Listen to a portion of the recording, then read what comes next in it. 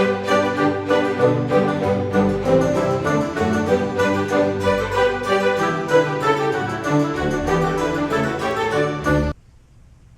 guys, today I wanted to do something that I haven't done before, which is an unboxing video. So let me just strap this camera to my head, we'll head over there, and let's get to it.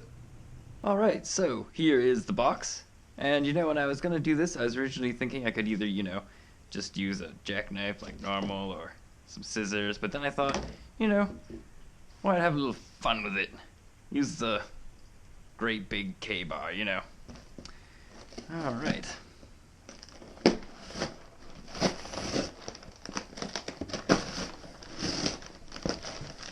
This is actually cutting through the box and the tape.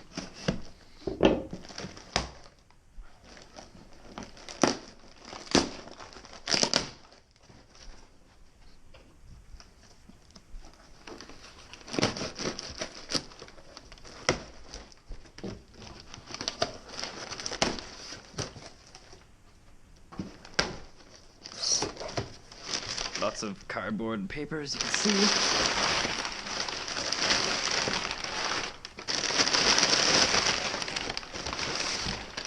Oh, the paper begins to take shape here.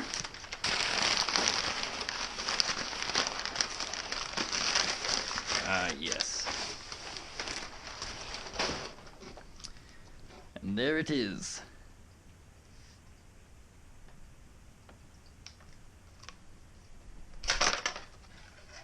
It's a little dirty from shipping, but yeah, there it is. Now, let me get this camera off my head and clean this up a little bit. Get rid of the tag. And I can make a proper little comparison video. See you in a second.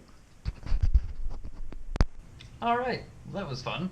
So what we have here is the Hanwei Tinker Pearce Longsword. And we can just run it by here in its sheath.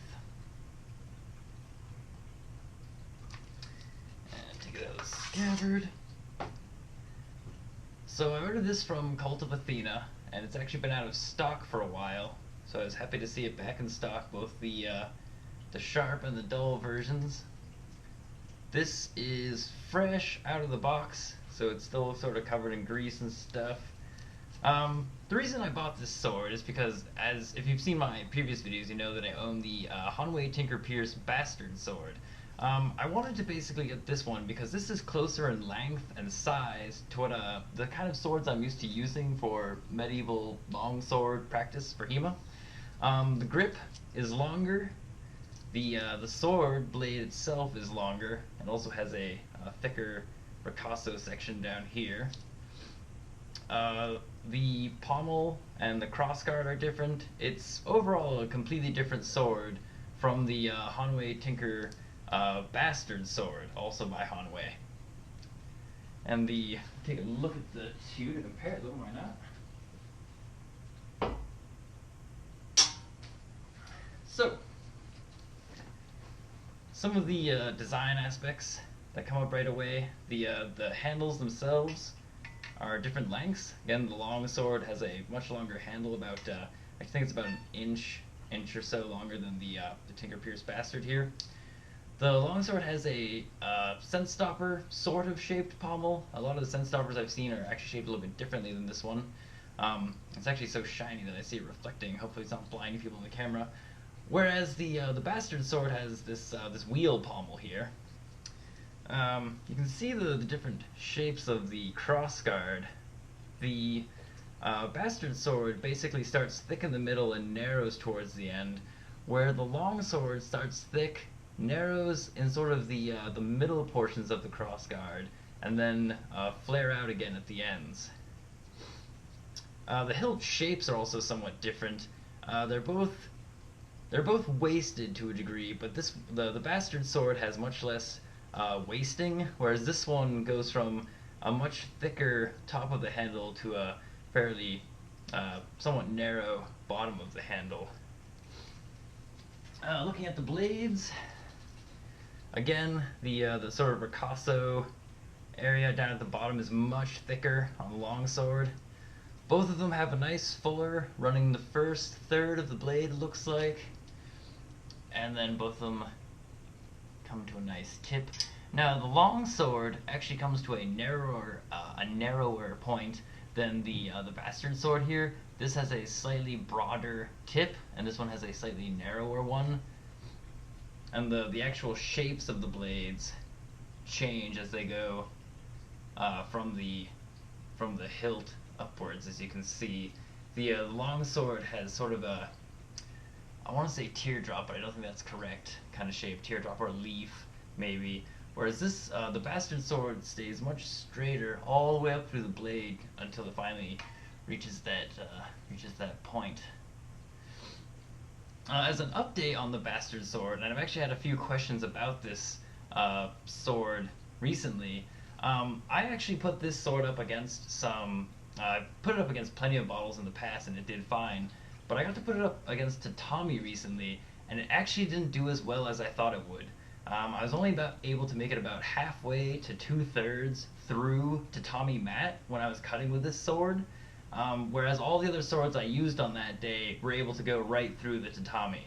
I think that's because the factory edge that Hanwei ships these with just isn't really set up for tatami. I think it's perfect for, you know, bottles and lighter cutting targets like that, but I think it needs to be sharpened more thoroughly to get through tatami.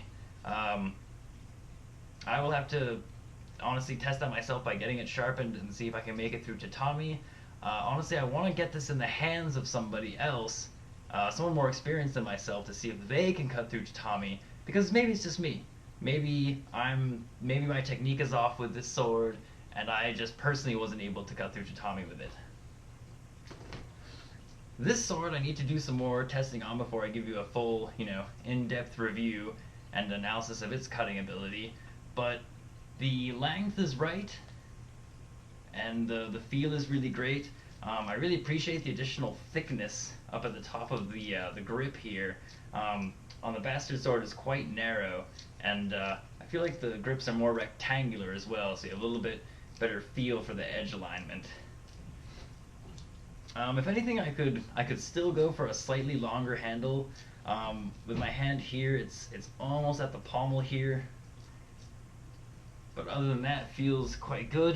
It is another nice, solid blade from Hanwei, and a nice design from Hanwei Tinker Pearce.